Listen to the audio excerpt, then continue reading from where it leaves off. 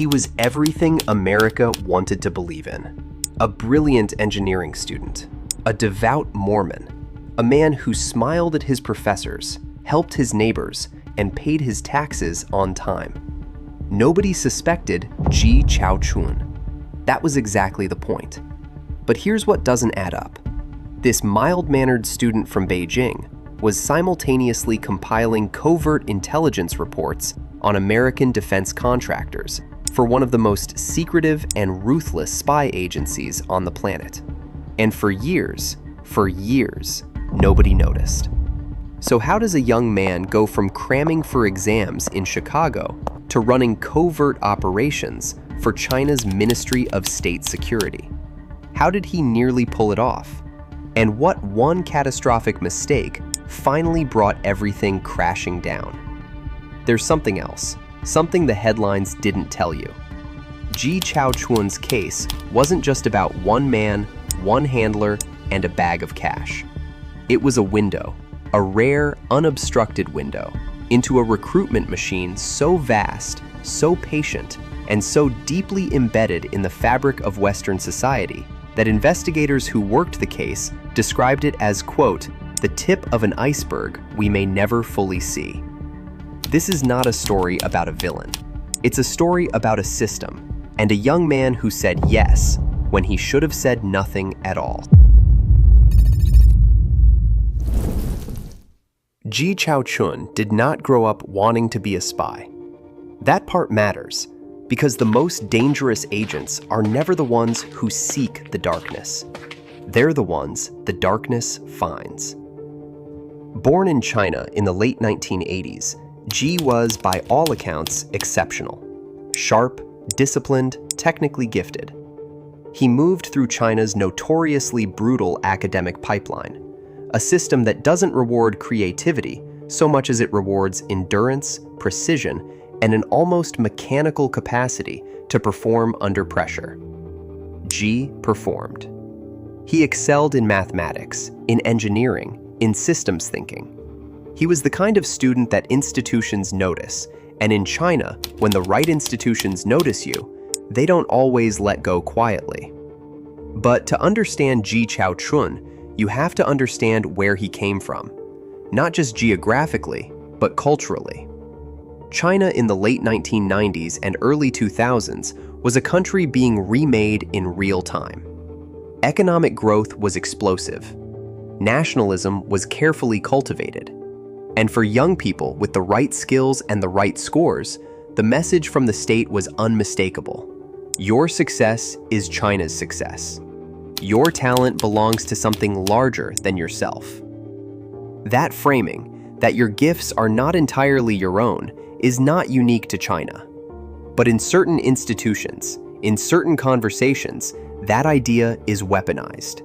It becomes an obligation, a debt you didn't know you were accumulating.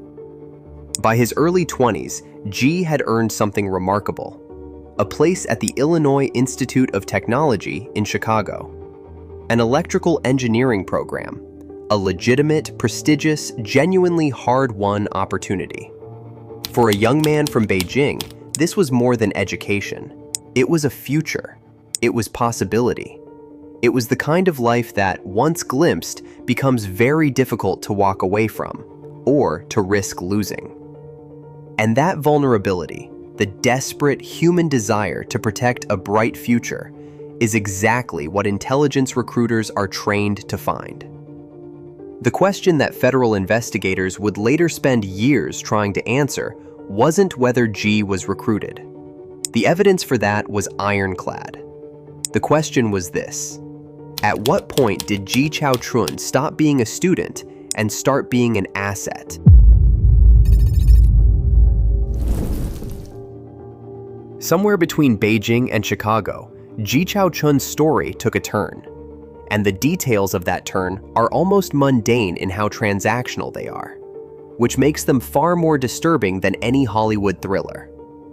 According to federal prosecutors, Ji was recruited by a senior officer within China's Ministry of State Security, the MSS. If you're not familiar with the MSS, think of it as a hybrid between the CIA and the FBI, but operating under a government with no independent judiciary, no free press, and no meaningful external oversight. The MSS has one mandate: protect and advance Chinese state power, by any means necessary, through any door left open. The MSS does not primarily recruit through ideology. It doesn't sit you down and ask you to believe in something. It recruits through three things: flattery, money, and leverage, and it does so with extraordinary patience. Handlers don't rush. They build relationships over months, sometimes years, before the ask ever comes. By the time it does, the target has often already crossed lines they didn't realize were lines at all. Ji's handler, referred to in court documents only by role, never named, reportedly approached Ji with a combination of all three tools. There was cash. According to the indictment, Ji received thousands of dollars in payments, passed through informal channels designed to avoid detection. There was flattery, the suggestion that Ji had been identified specifically as someone with the rare combination of intelligence, social access, and positional value to be genuinely useful. And there was the subtler form of leverage that doesn't announce itself. Ji's family was in China. His future, in many ways, still passed through Beijing. So, what was Ji actually asked to do? Here's where the reality of modern espionage diverges sharply from its fictional depictions. Ji was not asked to steal blueprints. He was not tasked with hacking classified servers or photographing sensitive installations. He was asked to do something far more basic and far more scalable. He was asked to research people. 8 individuals specifically, all of them current or former US government employees, military personnel, or defense contractors. Ji's job was to build profiles, to assess vulnerabilities. Were they in debt? Were they unhappy? Did they hold unconventional political views? Did they have relationships or habits they'd prefer to keep private? Were they, in the language of intelligence recruitment, turnable? This is how real espionage networks function, not through dramatic single moments of betrayal, but through the slow, meticulous construction of human maps. Ji Chaoqun was not a spy in the romantic sense. He was a cartographer of vulnerability, and the map he was building had uses that stretched far beyond anything he could see from where he was standing.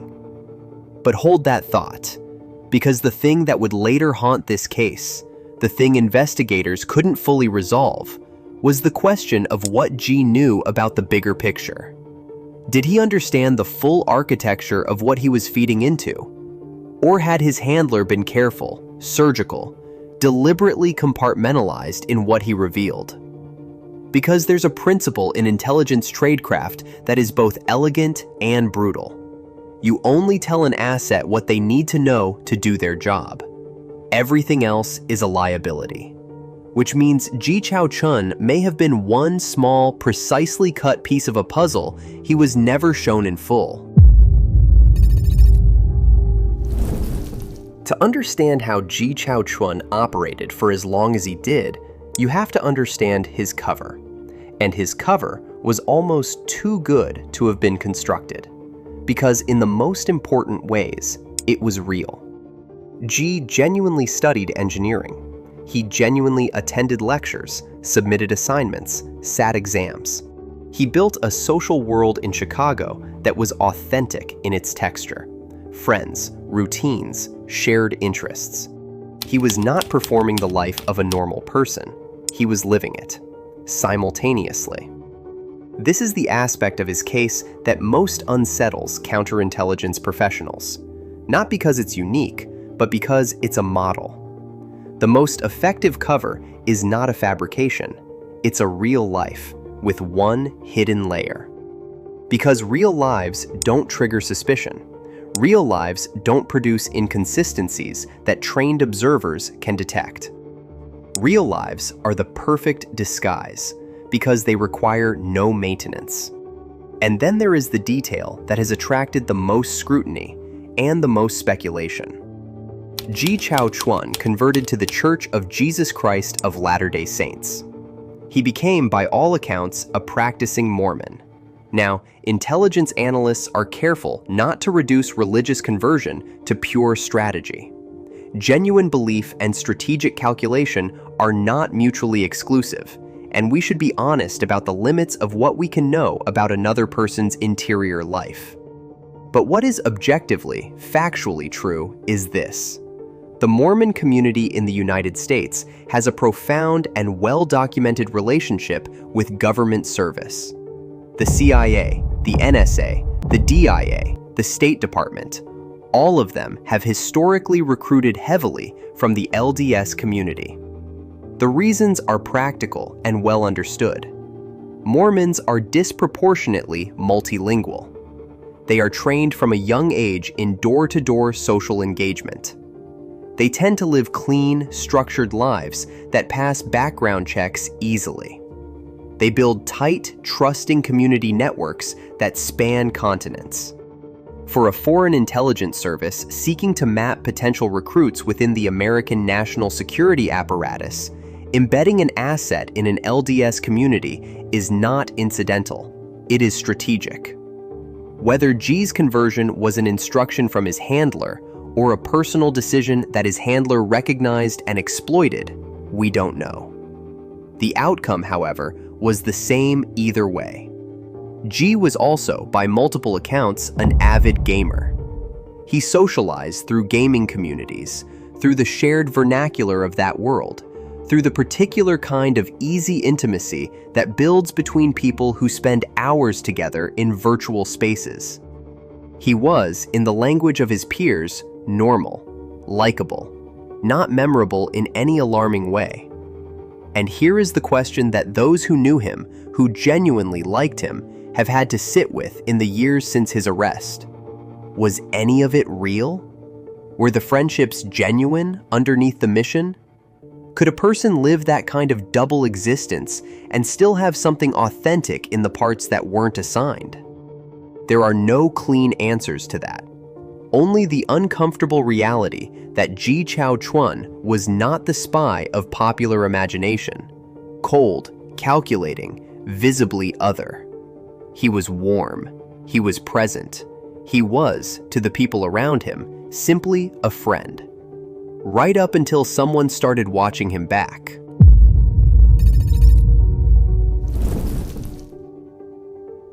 The FBI's counterintelligence division does not announce when it begins watching you. That is, rather fundamentally, the point. At some stage, and the precise trigger remains partially shielded from public view, investigators began assembling a picture around Ji Chaoqun. What we know is that by 2018, that picture was complete enough to act on. Ji was arrested in Chicago. He was charged under Title 18, Section 951 of the U.S. Code, a provision criminalizing acting as an unregistered agent of a foreign government.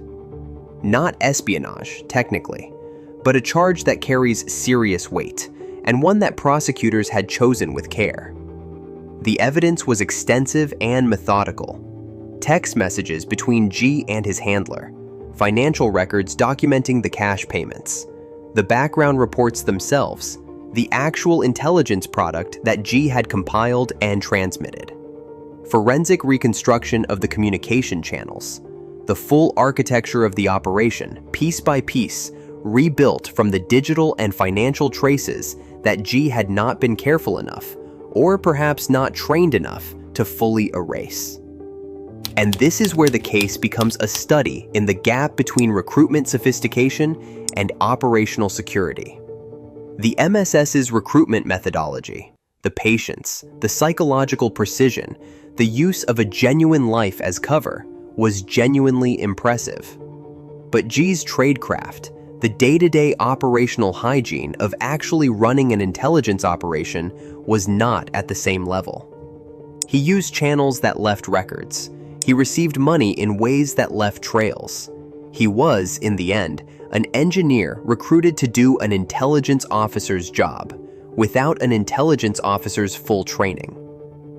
But the arrest of Ji Chaoqun did not happen in a vacuum.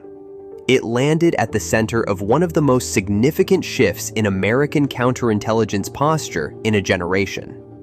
In 2018, the Department of Justice launched what it formally called the China Initiative, a sweeping, controversial, government-wide effort to identify and prosecute what it described as the full spectrum of Chinese state-sponsored interference on American soil. Economic espionage, technology theft, recruitment operations, covert political influence campaigns.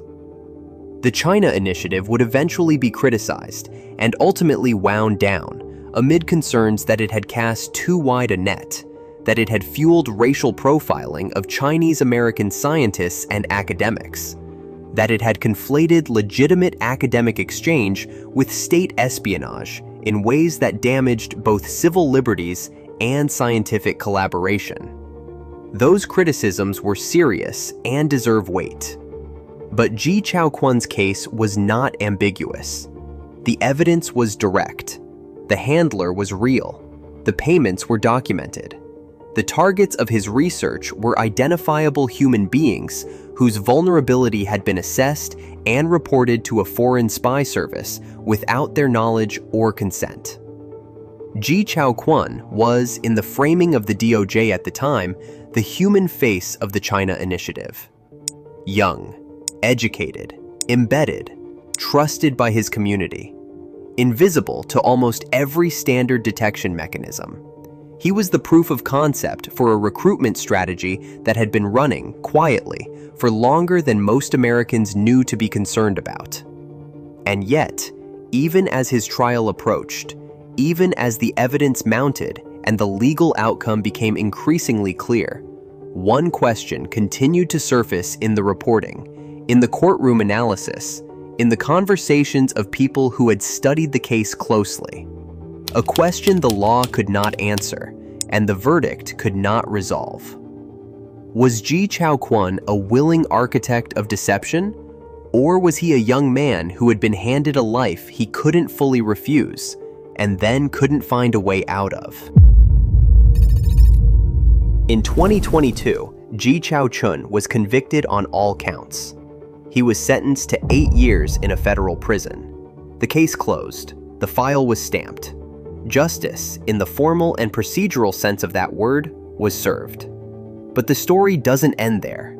It cannot end there, because to let it end there, with a verdict and a sentence and a clean narrative of criminal caught and punished, is to miss entirely what this case was actually telling us. Ji Chaoqun is not an anomaly. He is a template. China's Ministry of State Security does not recruit one Ji Chaoqun.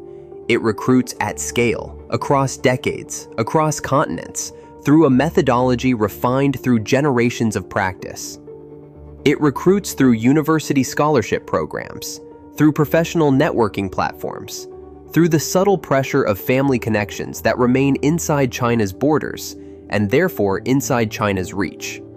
It recruits people who will never be arrested, never be named, never appear in any courtroom, because they were better trained, or luckier, or both. It recruits them in Chicago and London and Sydney and Toronto and Berlin. Not occasionally, systematically, right now, as you watch this. And this is where Ji Chaoqun's story stops being about one man's choices and starts being about something that should concern every person who lives and works in an open society. Because the architecture he was part of is not designed to steal one secret from one person. It's designed to build persistent, long-term access, to map human networks, identify pressure points, and position assets across institutions in ways that pay off not in months, but in years, sometimes in decades. The United States government learned hard lessons from this case. So did its allies.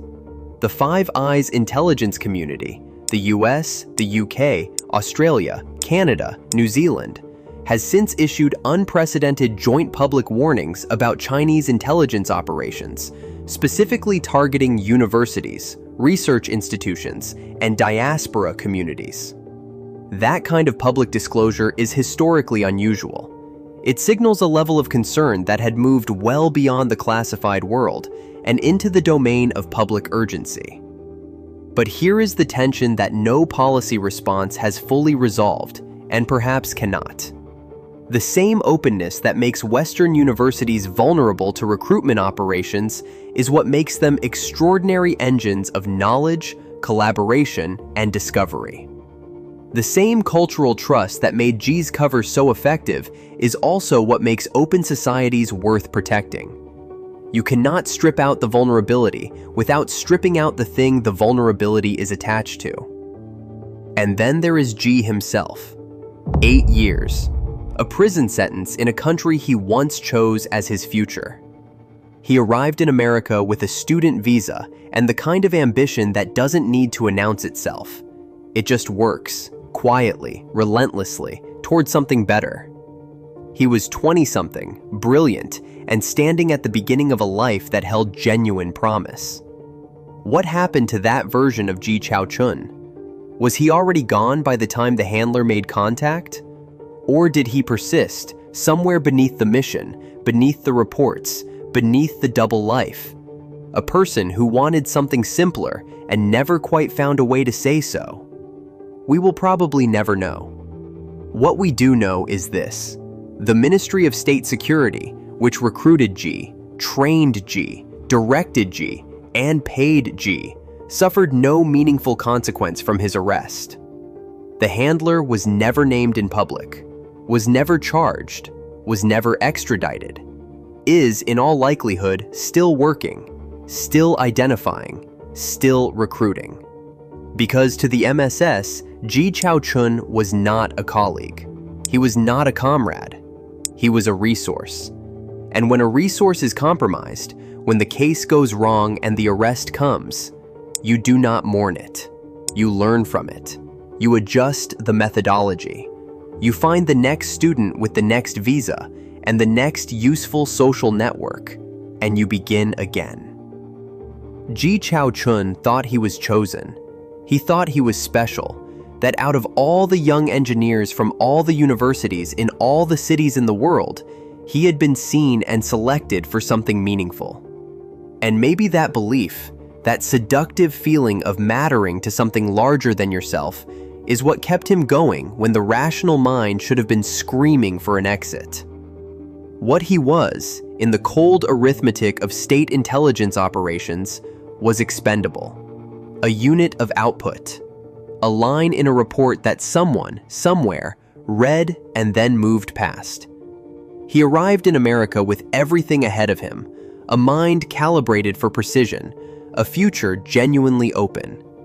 And somewhere in the space between Beijing and Chicago, between ambition and obligation, between a bag of cash and a life he could never live transparently, a choice was made.